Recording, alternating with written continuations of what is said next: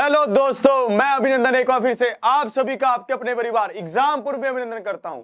और आज जो मैं आपका एक टेस्ट लेने वाला हूं, जो एक वीकेंड टेस्ट हमारा रहेगा सीआईएसएफ के, और जो हमारा यूपी ट्रिपल एससी वाले साथी हैं वो इस बात का ध्यान रखें कि भाई जो ये वीकेंड टेस्ट है, जो हम पहले सैटरडे को लेते थे, आज हम फ्राइडे को लेंगे। ठीक है भाई, इसमें जो है आपके कुछ क्वेश्चंस डिस्कस किए जाएंगे।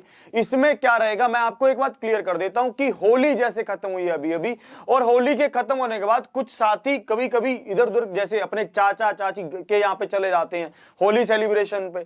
तो इसलिए मैंने वही क्या किया कि जो हमारे पास 2 दिन थे, आज और कल, है ना, हम 2 दिन टेस्ट डिस्कस करेंगे ताकि आप लोगों की एक रिवीजन भी हो जाएगी, और रिवीजन होने के साथ साथ आप लोगों के फिर थोड़े कंसेप्ट भी आपको रिमाइंड हो जाएंगे। मिक्स टेस्ट लेंगे, एक मिक्स टेस्ट होगा जिसमें आप सभी साथियों ने बिल्कुल साथ देना है।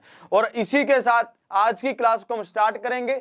गुड आफ्टरनून सभी साथियों को, राधे राधे, राम राम। सभी लोग जल्दी से जुड़ जाएं भाई, बहुत बढ़िया, सभी जल्दी से जुड़ जाएं। फिर उसके बाद क्लास को स्टार्ट किया जाएगा। फिर हम उसके इसमें एक मतलब यही जो हमारा टारगेट रहता है 10-12 क्वेश्चन का, या फिर जैसा भी आज की क्लास के हिसाब से हो पाएगा उतने क्वेश्चन हम डिस्कस करेंगे, और बढ़िया से फिर आज का सेशन रहेगा। और आप अपने मार्क्स जोड़ना मत भूलना भाई। और मंडे से फिर से हम चैप्टर पे आ जाएंगे, मंडे से फिर से एक चैप्टर रहेगा। ठीक है, तो और मैं आशा करता हूं कि आप सभी ने बहुत होली पे एंजॉय किया होगा, और जो आपकी गालों पे रंग लगा हुआ है वो पक्के रंग खेले गए हैं। कच्चे रंग, गुलाल से रंग खेला करो। अब ये ट्रेंड नहीं रह गया कि ये पक्के रंग वाला, क्योंकि स्किन एलर्जीज वगैरह बहुत होने लग गई अब, है ना। वो पहले बचपन की बातें होती थी, काले काले रंग पक्के होते थे, वो उतरते ही नहीं थे 2-2 4-4 दिन, है ना। तो अब वो चीजें नहीं रह गई हैं, अब चीजें बदल गई हैं, अब सब गुलाल यूज करते हैं। चलो बढ़िया है, जिसका भी जैसा रहा बहुत बढ़िया रहा सबका। आप सभी क्लास ले रहे हैं तो हर्ष कुशल होंगे, तभी एक आदमी आगे बढ़ने की सोचता है जब उसके पारिवारिक सब चीजें अच्छी होती हैं। बहुत बढ़िया, तो आज की क्लास को यहीं पर स्टार्ट करेंगे। पहला क्वेश्चन मैं सर से कहना चाहूंगा कि पहला क्वेश्चन स्क्रीन पे लगा दें। तो पहला क्वेश्चन आप लोगों की स्क्रीन पे अभी आ जाएगा भाई, बहुत बढ़िया, पहला क्वेश्चन लगा दें सर। हाँ भाई, पहला क्वेश्चन आपकी स्क्रीन पे आ गया है। पहले क्वेश्चन को डिस्कस करते हैं, और आप लोगों ने अपने मार्क्स जोड़ते रहना है भाई जल्दी जल्दी से। तो पहला क्वेश्चन मैं आपको समझा देता हूं।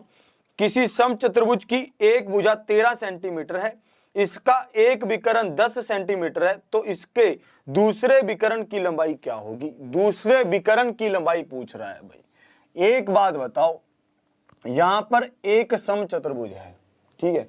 समचतुर्भुज का मतलब क्या है, रोम्बस है। समचतुर्भुज का मतलब क्या है, रोम्बस है।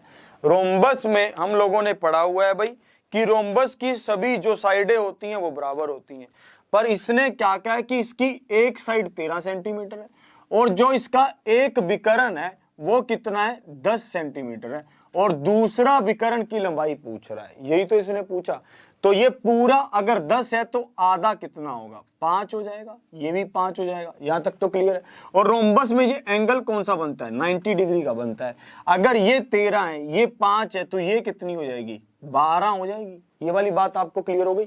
अगर ये 13 है, ये 5 है, तो ये 12 हो जाएगी।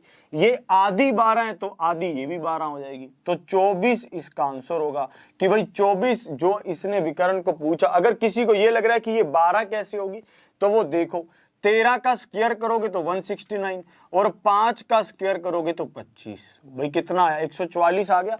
144 का अंडर रूट करोगे तो 12 आएगा, और 12 का दुगना करोगे तो 24 आएगा। दुगना क्यों कर रहे हैं, क्योंकि ये पूरे विकर्ण की लंबाई पूछ रहा है। हाँ भाई, बहुत बढ़िया, जिनका बी आंसर आ रहा है, बहुत शानदार, बहुत सही तरीके से आपने बात को समझा, इस चीज को आपने समझा, बहुत बढ़िया। B is the right answer, 24 is the right answer. बहुत बढ़िया, आगे बढ़ेंगे।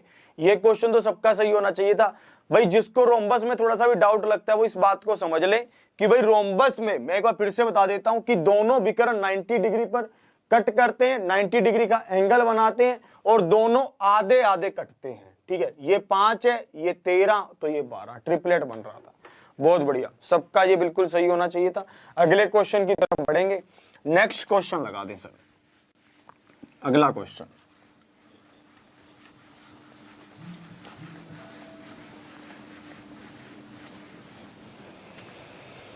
हाँ भाई, अगला क्वेश्चन आप लोगों की स्क्रीन पे आ गया है। अगले क्वेश्चन को ध्यान से समझेंगे। अगला क्वेश्चन क्या है, बहुत सरल पूछ रहा है, ठीक है।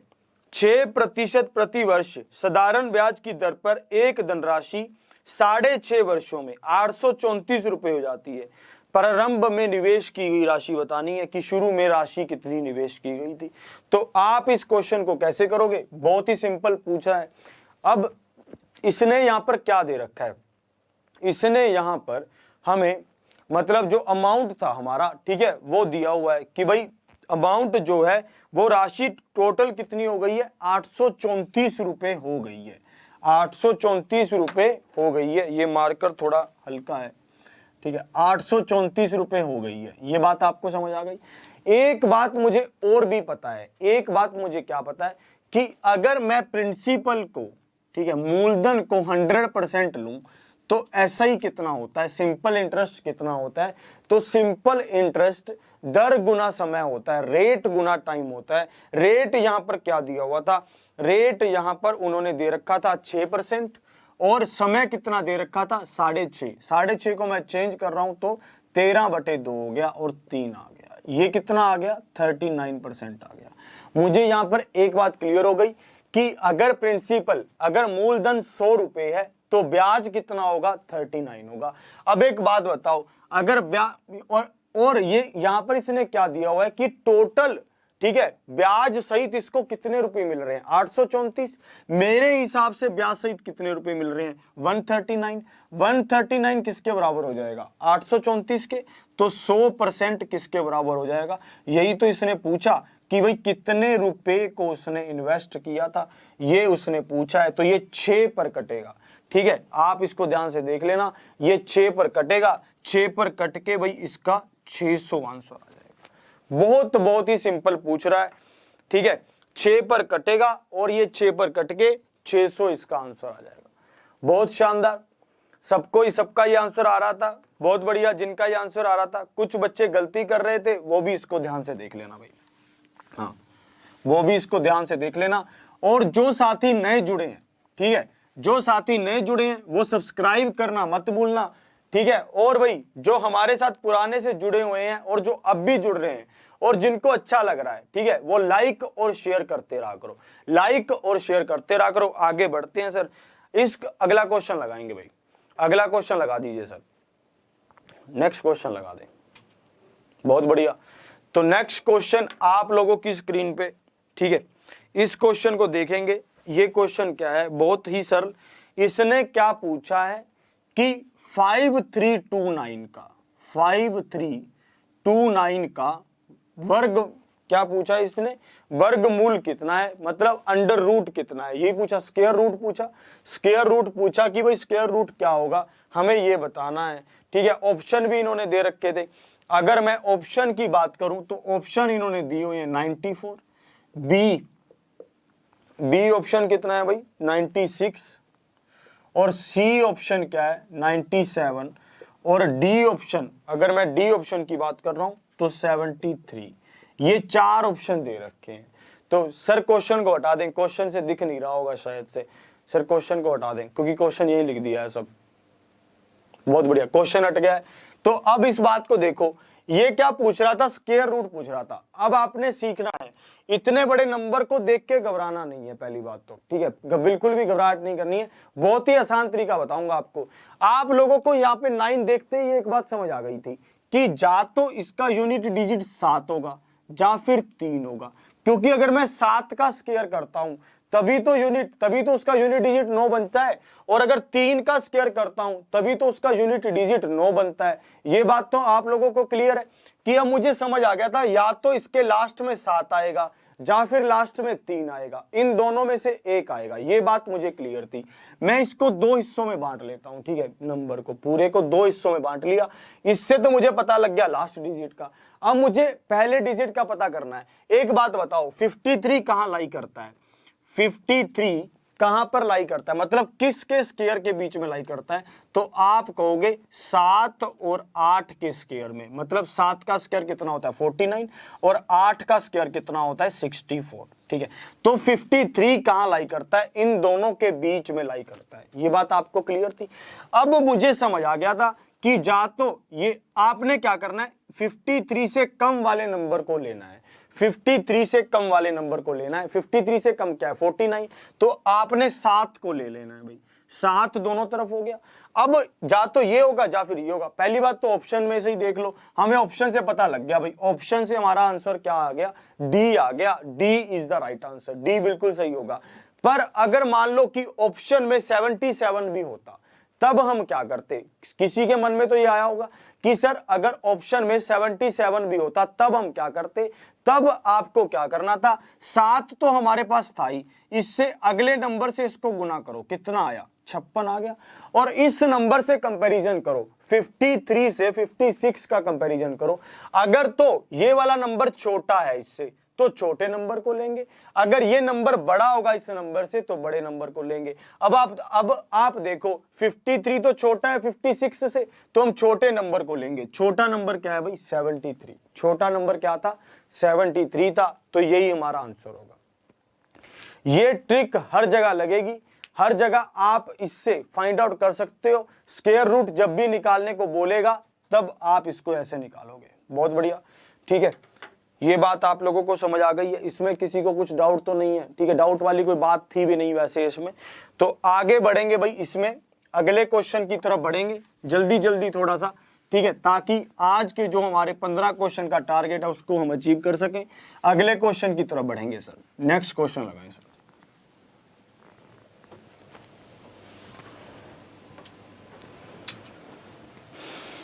लग गया सर।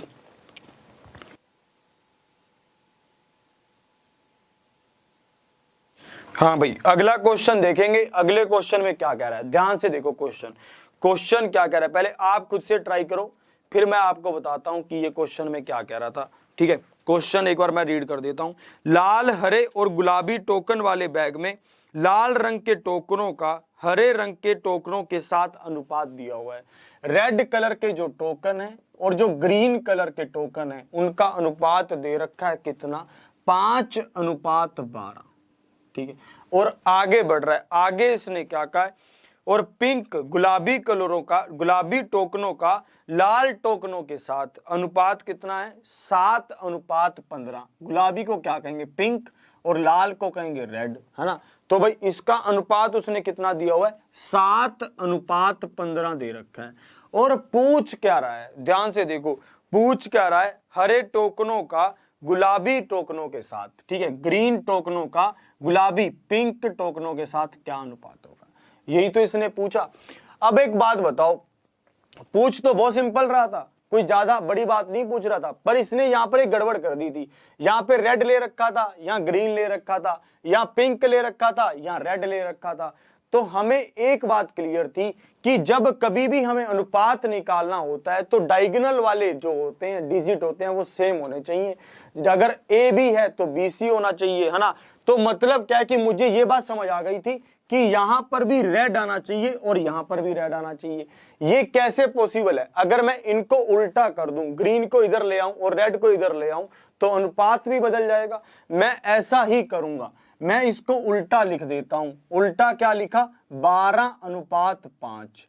तो ये क्या हो गया भाई, ग्रीन अनुपात रेड हो गया, ठीक है, ग्रीन रेशो रेड हो गया। और ऐसे ही इसको भी उल्टा कर देता हूं, ये क्या हो जाएगा, रेड अनुपात पिंक, तो ये भी उल्टा हो जाएगा भाई, 15:7। बस अब क्वेश्चन में कुछ नहीं बच गया है। अब देखो, रेड और रेड उस पे हो गया, अपोजिट हो गया। और पूछ क्या रहा था, ग्रीन और पिंक का अनुपात पूछा था, तो हमने उसको कैसे निकालते थे, ग्रीन और पिंक के अनुपात को। रेशो चैप्टर आपका कंप्लीट हो चुका है, आशा करता हूं कि आप इसको ज्यादा लंबा नहीं करेंगे, ठीक है। लंबा इन द सेंस छोटे से में ही बन जाएगा। डायगोनल जो है उनको काट दो, जो डायगोनली कट रहे हैं उनको काट देंगे, तो ये कट गए भाई, ठीक है। या फिर अपोजिट डायरेक्शन वाले जो कट रहे हैं काट देंगे, तो ये दोनों तो कट गए, बस बाकी कुछ कट नहीं रहा है, तो इनको गुना कर दो, 12:36:7। तो भाई ये हमारा अनुपात आ जाएगा ग्रीन और पिंक का। Option A is the right answer. बहुत बढ़िया, सबका बिल्कुल सही आंसर आया, क्योंकि इसमें कुछ था ही नहीं, कुछ लॉजिकल तो पूछा ही नहीं, बिल्कुल ही आसान सा पूछा था, वो आप सब लोगों ने बता दिया। 36:7, 36:7, 36:7, यही इसका आंसर होगा। बहुत बढ़िया, अगले क्वेश्चन की तरफ चलेंगे सर, अगले क्वेश्चन की तरफ बढ़ेंगे, ठीक है। अगला क्वेश्चन लगा दीजिए सर।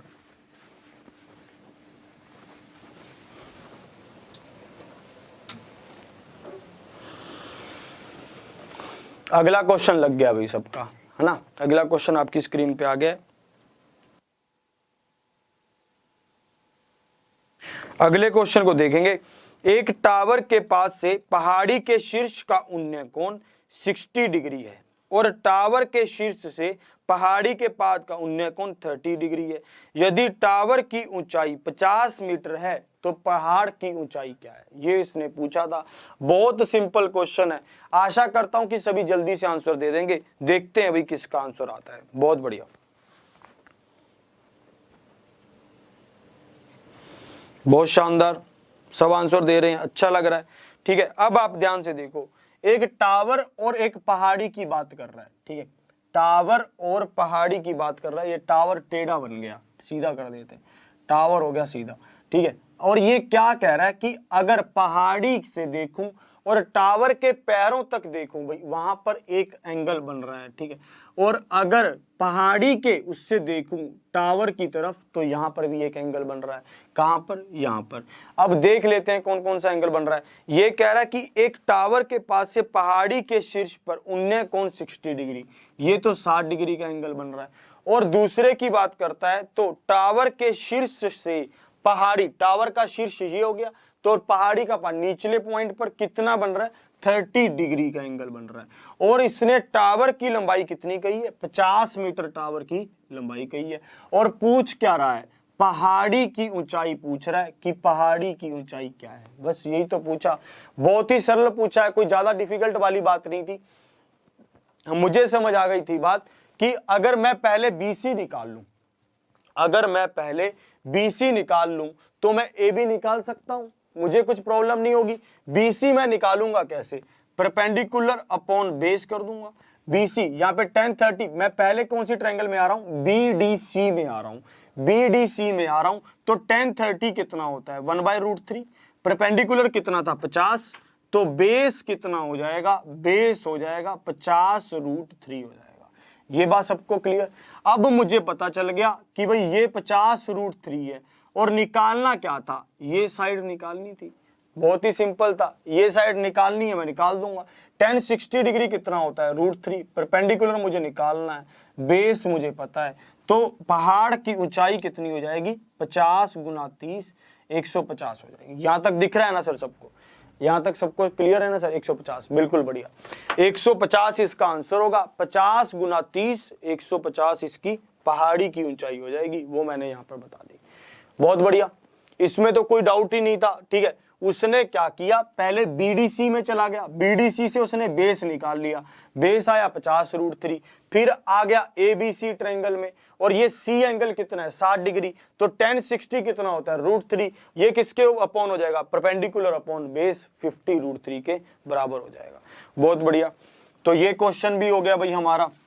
इस क्वेश्चन के आप अपने मार्क्स ईमानदारी से जोड़ते रहना, ये ना हो कि कुछ गड़बड़ कर जाओ।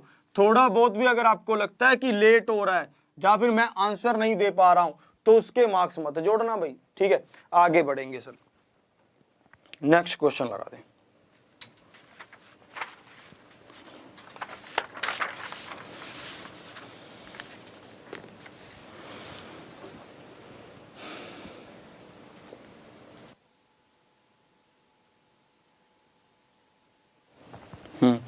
तो इस क्वेश्चन में क्या कह रहा था? ये क्वेश्चन में ये कह रहा था कि भाई one of the root to the equation x² - 4x + k = 0 is x = 3, the other root is. यही तो पूछा है, बहुत आसान पूछा। इसने क्या कहा कि x² - 4x प्लस में k = 0 है। x² माइनस में 4x प्लस k = 0 है और x = 3 है, x = 3 है। तो दूसरा रूट पूछ रहा है कि दूसरा रूट क्या होगा। बहुत ही आसान है, मैं क्या करूंगा? पहले k की वैल्यू निकाल लेता हूं, ठीक है। अगर मुझे k की वैल्यू पता होगी तो मेरे पास एक इक्वेशन बन जाएगी, फिर मैं उस इक्वेशन को सोल्व करके कुछ भी निकाल सकता हूं। मैंने क्या किया, इसकी वैल्यू को पुट किया 3, तो 9 माइनस 12 प्लस में k इज इक्वल टू 0, और k की वैल्यू यहां से कितनी आ गई, 3 आ गई। k की वैल्यू कितनी आ गई, 3 आ गई। अब k की वैल्यू को यहां रख रहा हूं भाई, k की वैल्यू को यहां पे रख रहा हूं, तो ये भाई कितना आ गया, 0 आ गया। एक तो मेरे पास √3 था ही, मुझे पता था 3 तो बनेगा ही बनेगा, और एक मेरा यहाँ पर क्या बन जाएगा, 1 बन जाएगा। और जैसे ही आप इसको सोल्व करोगे तो x माइनस 3 और x माइनस 1, तो दूसरा रूट क्या हो जाएगा, x इज इक्वल टू 1 हो जाएगा। दूसरा रूट क्या हो जाएगा भाई, x इज इक्वल टू 1 हो जाएगा। ये बात सबको बिल्कुल क्लियर होनी चाहिए थी, इसमें किसी को कुछ डाउट मेरे हिसाब से तो नहीं है, ठीक है। आपको फिर से एक बार समझा देता हूं, x इज इक्वल टू 3 उसने दे रखा था, तो मैंने उससे k की वैल्यू निकाल ली, k की वैल्यू को मैंने यहां पे रख दिया और फिर इक्वेशन को सोल्व कर लिया, तो x का मान एक और आ गया। आगे बढ़ेंगे,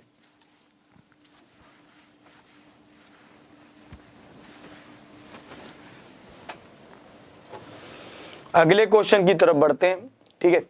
अगले क्वेश्चन की तरफ, नेक्स्ट क्वेश्चन लगाएं सर।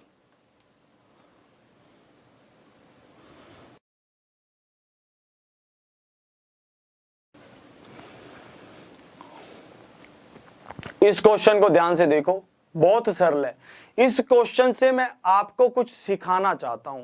ये क्वेश्चन मैंने ऐसे ही नहीं ले लिया है, ये क्वेश्चन तो आपको आता होगा, मुझे पूरा विश्वास है, पर और ये क्वेश्चन मैं आपको कुछ सिखाने के पर्पज से लेकर आया हूं। इस क्वेश्चन को देखेंगे ध्यान से देखो। 3 लगातार प्राकृतिक संख्याओं का औसत 59 है, इनमें से सबसे बड़ी तथा छोटी संख्या का मान बताओ।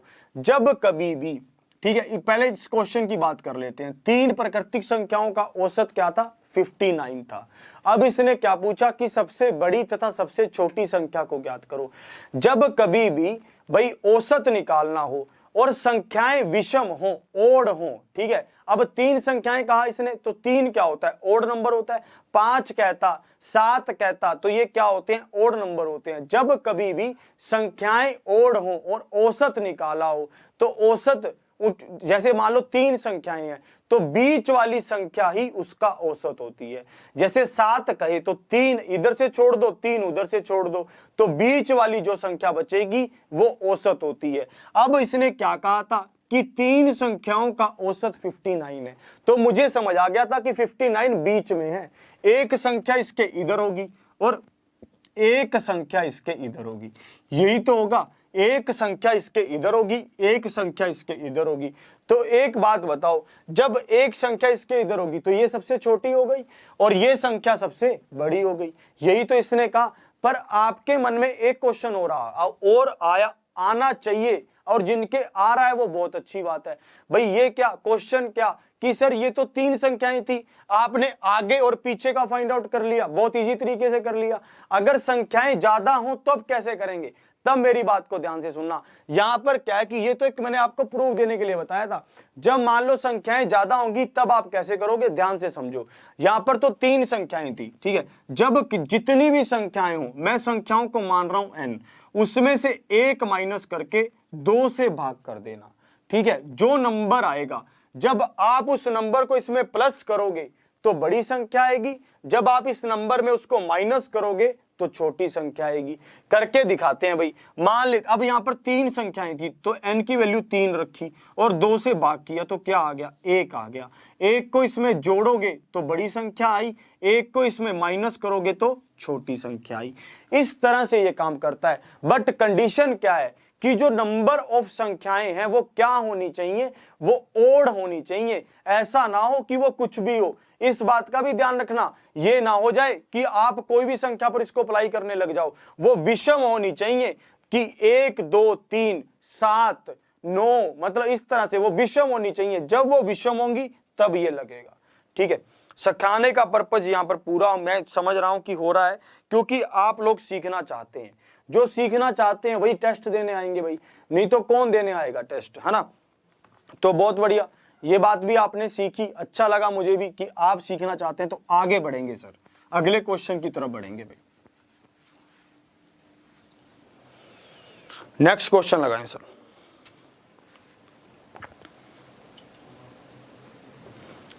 अगला क्वेश्चन देखेंगे।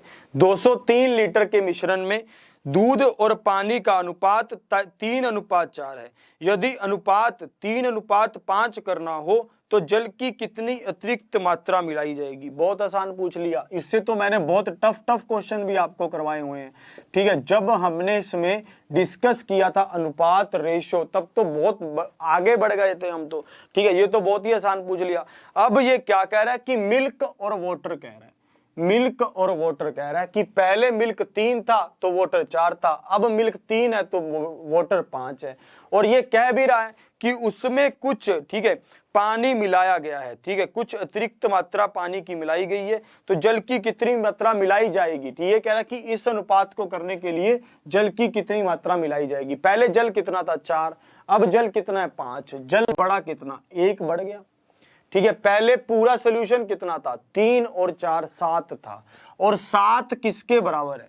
ठीक है, 7 इन्होंने दिया हुआ है 203 लीटर के बराबर है। और एक बात और भी ध्यान रखना है, यहां पर मैं मिल्क भी चेक कर रहा हूं। मिल्क क्या है? मिल्क पहले भी 3 था, अब भी 3 है, तो मिल्क तो बराबर ही है। और क्वेश्चन भी यही कह रहा है कि मिल्क में तो कोई छेड़खानी की नहीं गई है, अकेले वाटर से छेड़छाड़ की गई है। तो वाटर बढ़ा 1, तो 1 किसके बराबर होगा? 203/7, 7 दूनी 14 और 9 7 63, 29 लीटर इसका आंसर होगा भाई। बहुत बढ़िया, 29 लीटर। तो ये तो बहुत ही सरल क्वेश्चन था, बोनस क्वेश्चन था। बोनस देना चाहिए था भाई इसको, तो बोनस मानेंगे इसको। 29 लीटर था, सबको मिलना चाहिए ये बोनस तो सबको मिलता है ना। आगे बढ़ेंगे सर, अगला क्वेश्चन लगा दें, बहुत ही सरल था ये तो।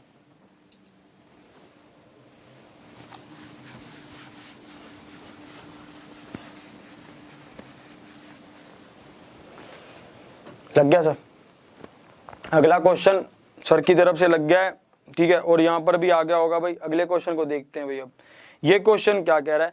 एक खेत में काम करने वाले लोगों की संख्या 19% बढ़ा दी गई है, ठीक है। एक खेत में काम करने वाले लोगों की संख्या 19% बढ़ा दी गई है, और प्रति व्यक्ति वेतन 19% घटा दिया जाता है। यदि परिणामीतः कुल वेतन X% की हानि होती है तो X का मान बताना है। एक बात बताओ, एक खेत में पहले कुछ लोग काम कर रहे थे, तो उन्होंने क्या किया कि उनको 19% बढ़ा दिया। फिर क्या कहते कि भाई ये लोग तो ज्यादा हो गए, अब इतना पैसा नहीं है कि सब लोगों को मिल सके। फिर क्या कहते कि 19% वेतन कम कर दो। जितने रुपए सबको मिल रहे थे तो 19% वेतन भी कम कर दो। फिर क्या कहते कि भाई ऐसा करने पर कितने % वेतन की हानि होगी। मैंने आपको एक बात बताई थी कि जब कभी भी हम एक ही चीज पर 2 चीजों को इंप्लीमेंट करें, तब हमारा कौन सा फॉर्मूला लगता था? x प्लस में y प्लस XY/100। एक बात बताओ, यहाँ x कितना है? 19% बढ़ा, फिर 19 कम हुआ, ये दोनों तो कट ही गए, ठीक है। और एक बात और, मैंने परसेंटेज अभी आपको कंप्लीट करवाया है, उसमें सब बातें की गई हैं हमने, ठीक है। 19 और 19 ये तो कट गया, बचा कितना? 19 गुना 19/100। 19 का स्क्वायर कितना होता है? 361/100 हो गया। तो अब मुझे यहाँ पर परसेंटेज का निशान भी है एक, तो यहाँ पर मेरे को समझ आ गया कि 3.61% की हानि होगी। 3.61% की हानि होगी।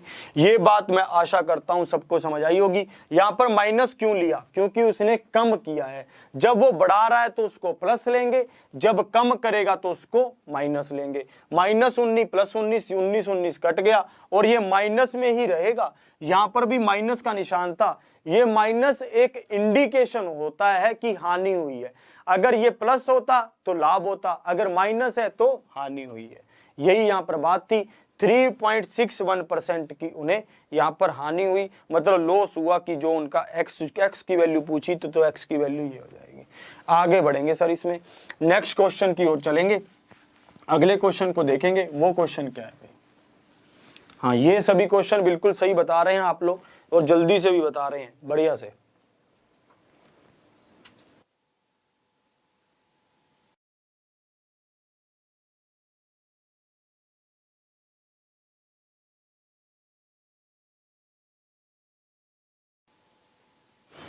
हाँ भाई, अगले क्वेश्चन को देखो ध्यान से। ये क्वेश्चन है, अच्छा, एक बक्से में 97 नोटबुकों का औसत भार 9.7 किलोग्राम है। एक बक्से में उन्होंने क्या किया, 97 नोटबुक रख दी और 97 नोटबुक का औसत भार कितना कह रहा है, 9.7 किलोग्राम कह रहा है। आगे बढ़ रहा है, बक्से में एक नई नोटबुक रख देने पर, बक्से में एक नई नोटबुक और रख दी है। अब बुक कितनी हो गई, 98 हो गई, और क्या कह रहा है कि औसत भार कितना हो गया, 9.8 किलोग्राम हो जाता है। तो नई नोटबुक का भार ज्ञात करें कि नई नोटबुक का भार कितना होगा। ये क्वेश्चन पूरी उम्मीद के साथ आप लोगों को आना चाहिए, और ऐसा भी नहीं है कि डिफिकल्ट आना चाहिए, आराम से आना चाहिए। एक तरीका तो ये है, मैं क्या करूं, 97 बुक थी पहले और उनका औसत कितना था, 9.7, इनको गुना कर लूं। फिर मैं क्या करूं, अब बुक कितनी हो गई, 9.8, और औसत कितना हो गया, 9.8, वो सॉरी बुक कितनी हो गई है, 98, और औसत कितना हो गया है, 9.8। इनको गुना कर लूं, फिर इनको माइनस करूं और फिर निकालूं, है ना। फिर इसको इसमें से माइनस करूं और फिर निकालूं कि भाई क्या बुक का भार कितना होगा। पर ये तो बहुत मतलब गुना करना फिर उसको माइनस करना बहुत बवाल हो जाएगा। ये मेथड मैं सही नहीं मानता, ये मेथड मैं सही नहीं मानता। क्यों नहीं मानता, क्योंकि गुना भाग बहुत करनी पड़ेगी। अब मैं आपको दिमाग से खिलाना चाहता हूं, दिमाग से सोचेंगे। एक बात बताओ, जब उसकी बुकों का औसत भार कितना था, 9.7 था, तो जो मैंने नई बुक रखी होगी, ठीक है, वो उसका वजन 9.7 तो होगा ही होगा। क्यों कह रहा हूं मैं ये बात, मैं ये बात इसलिए कह रहा हूं क्योंकि उसने कहा है कि नई बुक रखने पर औसत बड़ा है, औसत कम नहीं हुआ, तो उसका वजन इतना तो मिनिमम होगा ही। अगर उसका वजन कम होता तो औसत भी कम हो जाता। ठीक है, ये बात समझ आ रही है। अगर उसका वजन कम होता तो औसत भी तो कम हो जाता। अगर मान लो भाई 5 किलो के दो सेब हैं, 2 सेब तो 5 किलो के बहुत ज्यादा बड़े हो जाएंगे। तरबूज ले लेते हैं, 5 किलो के 2 तरबूज हैं। अगर मैं इसमें से एक तरबूज और रख दूं 5 किलो का, तभी तो इसकी एवरेज मेंटेन रहेगी 5 किलो। ये बात तो सबको समझ आ रही है। अगर ये तरबूज हो ही 3 किलो का, तो ये इसकी एवरेज 5 आ जाएगी, नहीं आ सकती। तो ये बात तो मुझे क्लियर थी कि उसका वजन 9.7 किलोग्राम तो है ही। अब उसने क्या कहा कि भाई वो वाला जो बुक रखने के बाद औसत कितना बढ़ जाता है, बुक रखने के बाद औसत 9.8 हो जाता है। पहले 9.7 था, अब औसत हो गया 9.8। औसत बढ़ कितना गया, 0.1 बढ़ गया, 0.1 बढ़ गया, और बुक्स कितनी हो गई, 98 हो गई। ठीक है, 0 पॉइंट औसत बढ़ा और बुक्स कितनी थी, 98 थी। मतलब क्या है कि वो वाली बुक आने के बाद सबको 0.1 औसत मतलब वजन और मिल गया। भाई तुम भी और रख लो, तुम भी और रख लो, तो 98 बुक्स को ऐसे मिल गया। अब मुझे यहां पर समझ आ गया था 97 पहले था, 9.8 ये हो गया, तो कितना हो गया भाई, 9 9 18 और 1 19, 19.5 इसका आंसर होगा। इस मेथड से सोल्व करोगे तब भी यही आएगा, इससे सोल्व करोगे तब भी यही आएगा। किसी को इसमें कोई दिक्कत, किसी को इसमें कुछ प्रॉब्लम तो बताए। प्रॉब्लम वाला क्वेश्चन ही नहीं है। फिर से देख लो एक बार, 9.7 तो उसका वजन होगा ही होगा, ये बात तो मुझे समझ आ गई थी कि 9.7 तो इसका वजन होगा ही होगा। अब बात रह गई थी बुक्स कितनी हो गई है, 98, और सबका वजन कितना बढ़ा है, 0.1, तो गुना कर दिया भाई और सोल्व करके आंसर निकाल दिया। बहुत बढ़िया।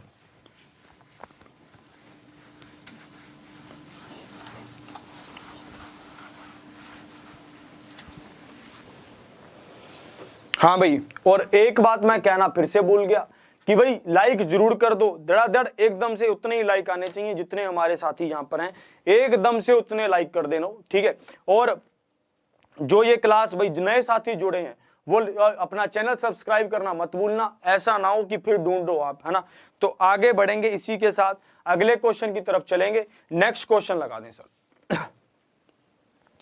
नेक्स्ट क्वेश्चन लग गया भाई। नेक्स्ट क्वेश्चन को देखो, अनीता अपनी सामान्य गति के 9/10वीं गति के साथ कुछ दूरी चलती है और सामान्य गति से 29 मिनट अधिक लेती है। लिया गया सामान्य समय ज्ञात करें। बहुत सिंपल पूछ रहा है, बहुत सिंपल, इससे सिंपल पूछ नहीं सकता था। कैसे, एक बात बताओ, स्पीड और टाइम का रिलेशन क्या होता है। पहले स्पीड की बात करते हैं। ये क्या कह रहा है कि जो अनीता है वो अपने 9/10 से चल रही है। पहले अगर स्पीड अनीता की 10 थी तो अब स्पीड कितनी है, 9 है। पहले अगर अनीता की स्पीड 10 थी तो अब अनीता की स्पीड कितनी है भाई, 9 है। ये बात समझ आ गई। स्पीड का रेशो है, स्पीड और टाइम का रेशो क्या होता है, इनडायरेक्टली प्रोपोर्शनल होता है। जैसे जैसे स्पीड बढ़ेगी वैसे वैसे टाइम कम लगेगा, ये बात आपको समझ आनी चाहिए। अगर मैं किसी जगह पर दौड़ के जाता हूं तो मुझे टाइम कम लगेगा, कहीं मैं मस्ती करता हुआ जा रहा हूं तो मुझे टाइम ज्यादा लगेगा। मुझे ये बात समझ आ गई थी कि स्पीड और टाइम का रिलेशन इनडायरेक्टली प्रोपोर्शनल होता है। तो स्पीड टाइम का रिलेशन मतलब टाइम इसका उल्टा हो जाएगा। अब उसको पहले उसको 9 का टाइम लग रहा था तो अब उसे 10 का टाइम लगेगा। ठीक है, और क्वेश्चन में क्या कह रहा है, क्वेश्चन में भी यही कह रहा है कि अब उसे 29 मिनट ज्यादा लगते हैं। एक किसके बराबर हो गया, 29 के, और 9 की वैल्यू पूछ रहा है कि उसे पहले कितना समय लगता था, यही तो उसने पूछा। 29 गुना 9 कर देंगे, 29 गुना 9 261 मिनट आ जाएगा, 261 मिनट आ जाएगा। यही इसका आंसर होगा, 261 मिनट। ठीक है, 261। इसमें किसी को कुछ डाउट नहीं रहना चाहिए। डाउट वाली कोई बात करेगा तो डाउट रहे। बहुत बढ़िया। ठीक है, अब तक सबके अच्छे मार्क्स बनने चाहिए क्योंकि कुछ टफ तो पूछा ही नहीं। आगे बढ़ेंगे अब। अगला क्वेश्चन लगा दीजिए सर।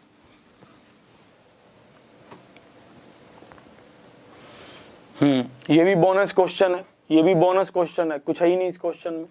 पूछ क्या रहा है कि P percentage of P is 64। ठीक है, P percentage of P is 64, then P is equal to, क्या पूछ रहा है, P इज इक्वल टू कि P किसके बराबर होगा, ये हमें बताना था। कुछ भी नहीं करना था, कुछ भी, बिल्कुल ही आसान पूछा था।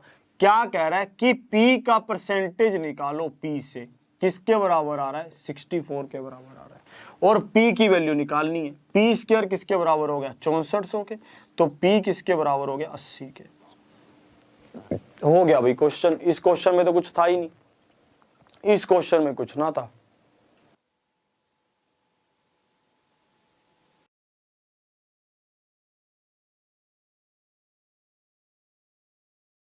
तो इस क्वेश्चन में तो कुछ ना था भाई। आगे बढ़े, एक दो क्वेश्चन और भी चलेंगे अभी। ठीक है, उन क्वेश्चंस को भी देखते हैं, ध्यान देना। अगला नेक्स्ट क्वेश्चन लगा दें। ये क्वेश्चन तो सबका हो गया होगा। P परसेंटेज, P पूछ रहा था, 64 था, और P स्क्वायर कितना आ गया, 64 इधर चला जाएगा, हो गया भाई सोल्व। अगला क्वेश्चन लगा दें सर।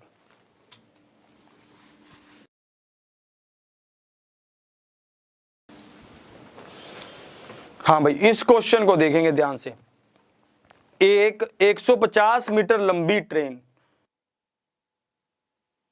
एक 150 मीटर लंबी ट्रेन 54 किलोमीटर प्रति घंटे की रफ्तार से चलते हुए किसी प्लेटफॉर्म को 42 सेकंड में पार कर लेती है। तो प्लेटफॉर्म की लंबाई क्या है, ये प्लेटफॉर्म की लंबाई पूछ रहा है। ये तो बहुत आसान पूछा।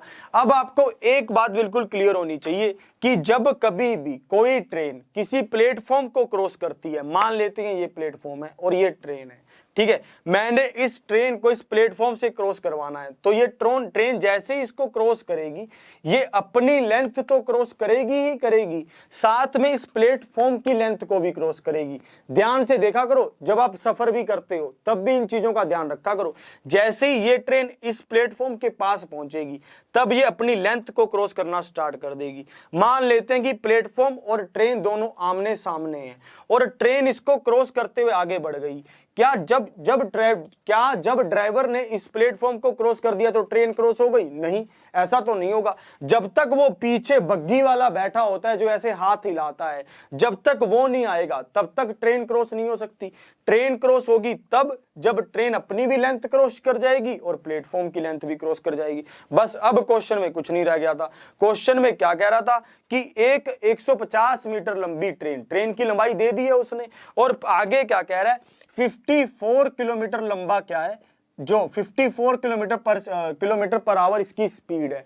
मीटर पर सेकंड में चेंज करने के लिए 5/18 से गुना करते हैं, और मैंने वही किया, 5/18 से गुना कर दिया। और आगे क्या कहा इसने कि 42 सेकंड में ये इसको क्रॉस कर जाता है, 42 सेकंड में। और ये कितना होता है भाई, 18 तिया 54 होता है। ठीक है, 18 तिया 54 और ये 5 तिया कैसे भी कर सकते हैं आप, इसको गुना कर लें बस, 42 को 15 से गुना कर लें, ठीक है, 15 दूनी 30 और 15 630 आ गया, ठीक है, यहां तक सबको क्लियर हो गया। 630 ये आ गया, मतलब क्या हुआ कि ट्रेन ने जब अपनी लेंथ को पार किया और अपनी लेंथ के साथ साथ प्लेटफॉर्म की लेंथ को भी पार किया तो उसने कुल 630 मीटर की दूरी को तय किया। और दिया क्या हुआ था, ट्रेन की लंबाई दी हुई थी 150, प्लेटफॉर्म की लंबाई पूछ रहा था 150, तो ट्रेन की लंबाई हो गई। और उसमें अगर मैं कुल लेंथ में से ट्रेन की लेंथ को माइनस कर दूंगा तो क्या बचेगा, प्लेटफॉर्म की लेंथ ही तो बचेगी। प्लेटफॉर्म की लेंथ कितनी आ गई, 480 आ गई। बहुत बढ़िया, सबको ये बात बिल्कुल क्लियर, इसमें किसी को कुछ डाउट है तो बता दें भाई, ठीक है, बहुत बढ़िया, 480 इज द राइट आंसर।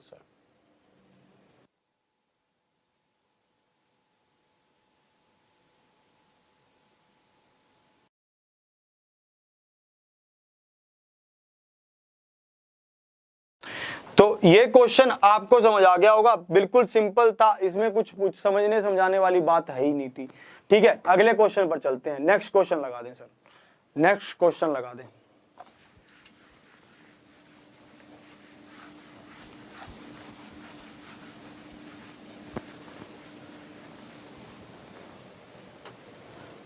कौन,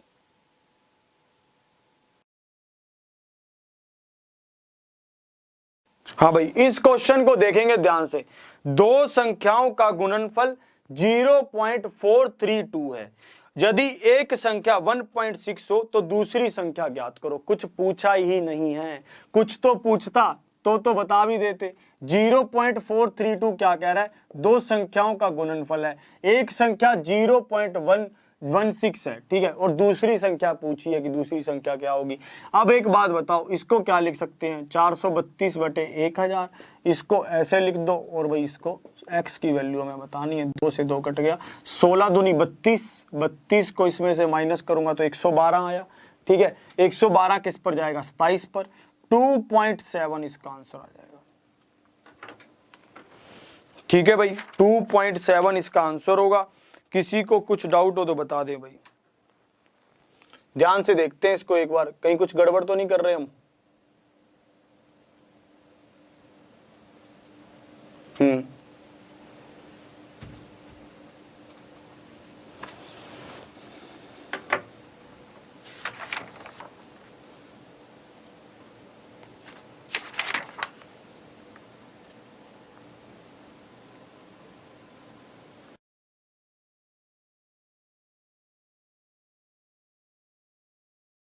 गड़बड़ है क्वेश्चन, यहाँ पर एक गलती हो गई है भाई, यहाँ पर क्वेश्चन में 1.6 है ना, क्वेश्चन में 1.6 है, आप लोग सही कह रहे हैं, आप लोग सही कह रहे हैं भाई, क्वेश्चन में 1.6 है, यदि एक संख्या 1.6 हो, सॉरी मैंने गलती से 0.16 ले लिया, ठीक है, ये आप इसको अगर 1.6 लोगे तो क्या होगा, एक जीरो और इधर हो जाएगी, ठीक है।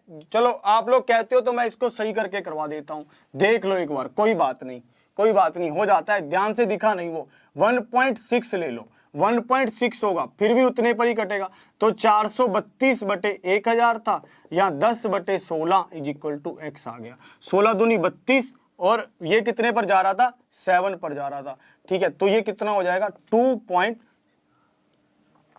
हाँ सॉरी, एक जीरो कटेगी ना, अब भी मैं 2 ही काट रहा हूं, ठीक है, एक जीरो कट जाएगी, ये कितना हो जाएगा, 0.27 होगा, 0.27 होगा भाई, हाँ भाई थोड़ा सा मिस्टेक हुआ है, इसके लिए क्षमा याचना चाहते हैं, 0.27 होगा, वो ध्यान से दिखा नहीं, 0.27 होगा, मैंने यहां पर समझा 0.16 दिया हुआ है। बहुत बढ़िया, तो आज की क्लास को हम यहीं तक रखेंगे। सभी अपने स्कोर बता दें भाई, जल्दी से सभी अपने स्कोर बता दें कि सबका स्कोर क्या रहा, अच्छा स्कोर रहना चाहिए सबका, ऐसा ना हो कि भाई स्कोर आपका हल्का आ जाए, क्योंकि स्कोर का तो कमाने का कोई चांस ही नहीं है इसमें, बहुत सरल सरल क्वेश्चन थे, बहुत ही आसान आसान क्वेश्चन थे, कोई बात नहीं, ये वाला अगर 0.16 से करते तो वही आंसर आता जो मैंने बता रहा था, अगर 1.6 होगा तो वैसे भी कर लेंगे, समझाना वे होता है, मतलब क्वेश्चन कहना क्या चाहता है, यही तो एक मीडियम होता है।